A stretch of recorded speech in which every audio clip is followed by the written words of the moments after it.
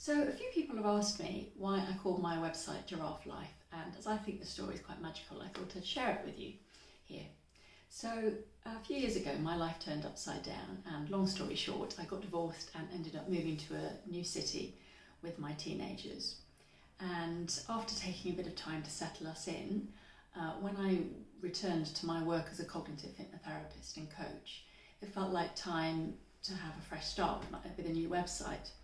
And as I've been blogging about life with intensity and sensitivity in families for a few years, and connecting with some lovely kindred spirits all around the world through that blog, I thought that in my new website I would create a new place for me to connect with my tribe, for my tribe to come together.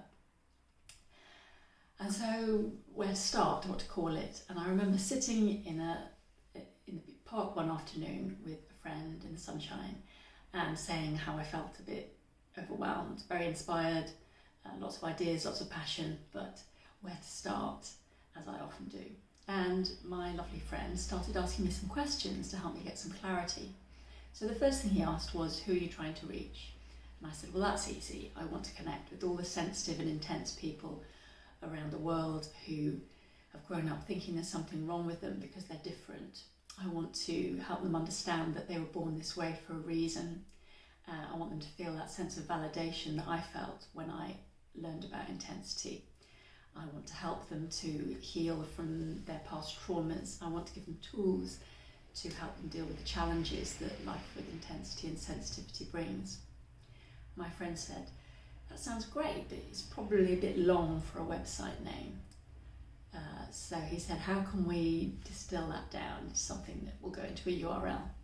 So I said, well, it needs to be something that celebrates our uniqueness and something that conveys power, but is also playful. And my clever friend said, how about Giraffe Life? And he explained to me that all giraffes are unique in their markings, and that even though they're very vulnerable when they're young, as they grow to their full stature, they can put a lion in its place. And that really resonated with me. So I went away and I thought about giraffes. And as I did, something magical happened in my life. So when I first moved to Brighton, I'd been quite lonely because I didn't know anyone here really. And I'd become friends with somebody that I gradually start to realise was undermining me. She was taking far more from the friendship than she gave. And anyway, as I sat with the idea of giraffes, I just effortlessly was able to let this toxic relationship go, and with zero drama, which is a huge bonus in my book. Another reason why giraffes resonated was because giraffe talk is the name of the powerful but gentle way of communication created by Dr. Marshall Rosenberg in Nonviolent Communication.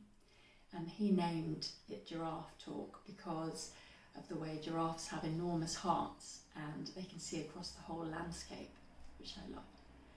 And then the icing on the cake came when I discovered that the collective noun for a group of giraffes is a tower. So what better name, I thought, for we giraffes to come together and find our strength. So if my giraffe story has resonated with you and you'd like to find out more about intensity and sensitivity, don't forget to subscribe to my channel and maybe visit my website www.giraffe-life.com. Thanks for watching.